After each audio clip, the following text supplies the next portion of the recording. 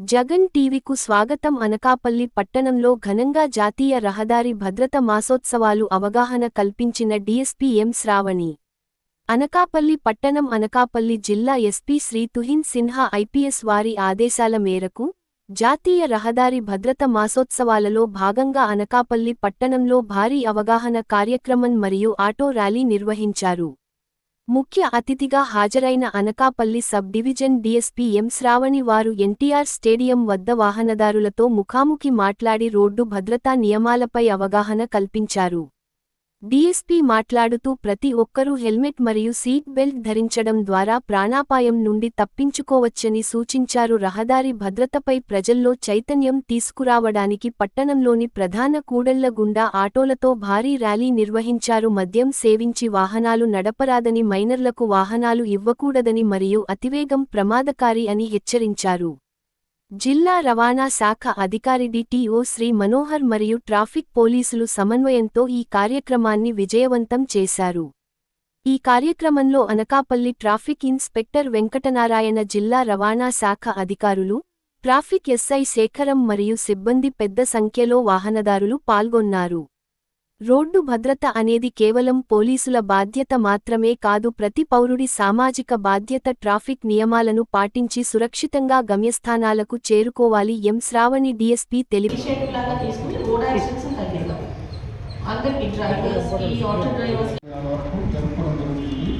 ఈ సందర్భంగా ఈ కార్యక్రమానికి ముఖ్య అతిథిగా విచ్చేసిన అనకాపల్లి డీఎస్పీ మేడం గారికి, శ్రావణి మేడం గారికి, అలాగే మన ఆర్టీఓ గారు మనోహర్ సార్కి స్వాగతం. అలాగే నా తోటి ఎంఏఎల్కి, ఏఎంఏఎల్కి, మా ఎస్ఐ గారికి, స్టాఫ్కి అందరికీ స్వాగతం. ఈ రహదారి భద్రత మాసోత్సవం అనేది జరుపుకోవడం ప్రతి సంవత్సరం కూడా మనకి ఆనవాయితీ. అందులో సందర్భంగా ఈ సంవత్సరం కూడా జరుపుకోవడం జరుగుతుంది. ఇదివరకే మీతో 2-3 కార్యక్రమాలు కూడా చేయడం జరిగింది. దీనికి సంబంధించి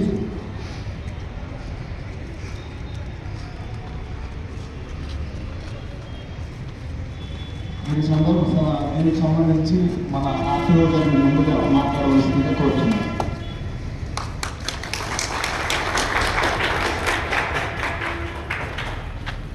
అందరికీ గుడ్ మార్నింగ్, గుడ్ ఆఫ్టర్నూన్.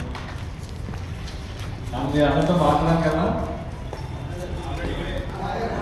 ఇప్పుడే ఈ పరిసరాల్లో మనం చాలాసార్లు మాట్లాడడం జరిగింది.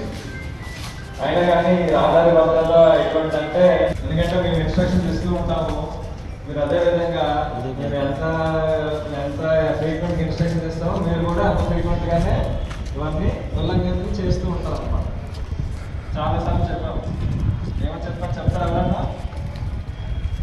అసలు ఈ ప్రోగ్రామ్ దేనికి పెడదాం అనుకుంటున్నాం, అసలు మేము ఏం పాయింట్స్ మాట్లాడదాం అనుకుంటున్నాం మీరే చెప్పచ్చు. చెప్తారా ఎవరన్నా? దేని గురించి మేము మాట్లాడదలుచుకోండి. ఫస్ట్ ట్రాక్ అండ్ డ్రైవ్ మీకు కూడా తెలుసు. మీ తోటి అంటే పోలీస్ ఆఫీసర్ వెహికల్ అని కూడా చూడకుండా వాళ్ళతోనే వాదాలు దిగుతారన్నమాట. అంటే సాయంత్రం 6 దాటితే మరి ఏంటో ఆ ప్రభావం, వాతావరణం మరి చలికాలం అన్నా మరేంటిది మీరు చూస్తున్నారు. ఇప్పుడు పోలీసులు కూడాను మీకు మేమంటే కేసు రాసి విడిచిపెట్టేస్తున్నాం, కానీ పోలీస్ అయితే కేసు ఒకటే కాదు, ప్రాసిక్యూషన్ అవుతుంది. మీ బండిని కోర్టులో పెడుతున్నారు, మీరు జడ్జి గారి ముందు మీరు సమాధానం చెప్పాల్సి వస్తుంది. మీకు 3-4-5 రోజులు మీకు బిజినెస్ లేకుండా ఉంటుంది. అయినా కానీ ప్రవర్తన అనేది మారట్లేదు. ఇంకో పాయింట్ ఏంటంటే చెప్పండి, సీట్ బెల్ట్. ఆటోకి సీట్ బెల్ట్ ఉంటుందా? మీరు ట్యాక్సీ ఇవ్వాలి. ఓకే సరే, ముందు ఆటో డ్రైవర్ గురించి మాట్లాడండి. చెప్పండి. సెకండ్ పాయింట్ ఏంటి చెప్పండి. మీరు చేస్తున్నారా? కేసులు రాసిన డ్రైవ్ కడతాం, స్పెషల్ డ్రైవ్ 10 కేసులు రాస్తాము, నెక్స్ట్ డే వెళ్ళి మామూలు. ఆల్రెడీ డిస్కస్ చేసాము దీని గురించి. అంటే స్పెషల్ డ్రైవ్ ఇప్పుడు ఇన్స్ట్రక్షన్స్ ఇచ్చి కేసులు రావడం జరిగింది. ఇప్పుడు నెక్స్ట్ ఏంటంటే, ఇప్పుడు డిఎస్పీ మేడం గారు కూడా ఉన్నారు కాబట్టి మేడంలో కూడా చెప్తున్నారు ఏంటంటే, మేడం మన ప్రతి స్కూల్కి కొన్ని ఆటోస్ ఏవైతే ఉన్నాయో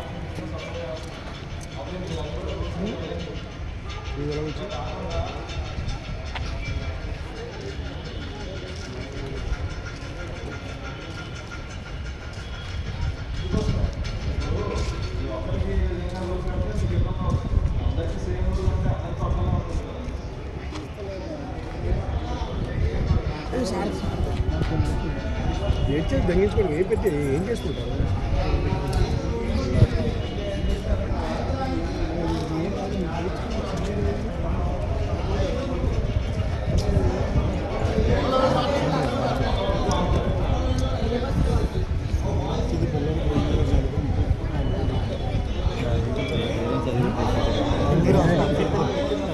వాళ్ళ ప్రాణాల అపాయంగా తీసుకెళ్ళి బిజినెస్ చేయకూడదు.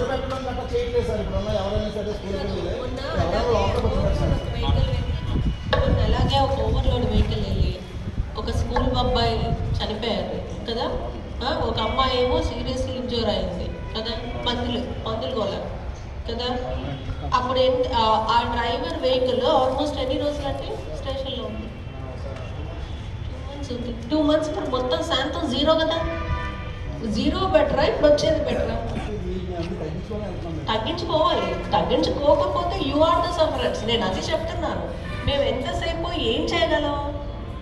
లా అండ్ ఆర్డర్ ఇష్యూ రాకుండా మిమ్మల్ని కొట్టకుండా మేము ఆపుతాం, రైట్? అంతే కదా. ఇప్పుడు పేరెంట్స్కి ఇప్పుడు ఎవరైనా సరే ఒక చైల్డ్ చనిపోయినా ఏదైనా అయినా సరే everyone will be sympathetic to the parents.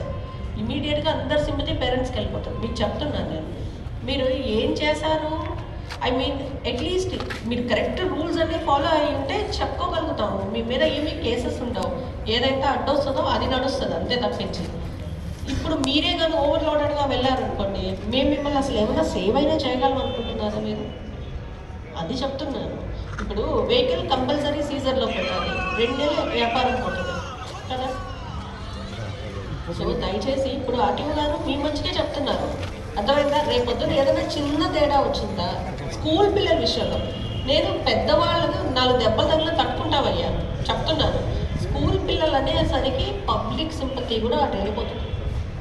నేను అందుకు 10 సార్లు మేము స్కూల్ పిల్లలు నేను స్కూల్ పిల్లల టైంలో క్వారీ లారీలతో వెళ్ళొద్దంటున్నాను. ఎందుకంటున్నాను? స్కూల్ పిల్లలు అనేసరికి స్టేట్ లెవెల్, మొత్తం స్టేట్ అంతా ఇటు తిరుగుతుంది ఒక నిమిషం. అందుకు దయచేసి స్కూల్ పిల్లల్లో మాత్రం ఓవర్లోడ్ పెట్టద్దు. మేము చాలా కన్సిడరేట్గా ఉన్నాం, అర్థమైందా? మేము నిజంగా ఓవర్లోడ్ కంటే ఒక బండి మీరు తోలుతారయ్యా మరి? అది కాదు, ఒక్క బండి కూడా రోడ్డు మీదకి రాదు, కంపల్సరీ ప్రతిదీ ఓవర్లోడే. స్కూల్ పిల్లలు మాత్రం సహించు. మిగతావంటారా? Okay, we are looking, we are leaving. అది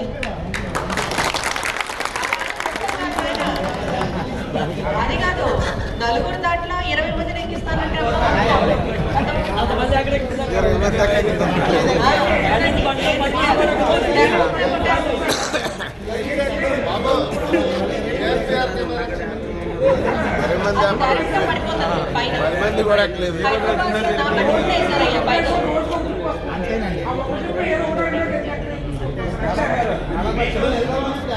అందుకోసం అవి చూసుకోండి.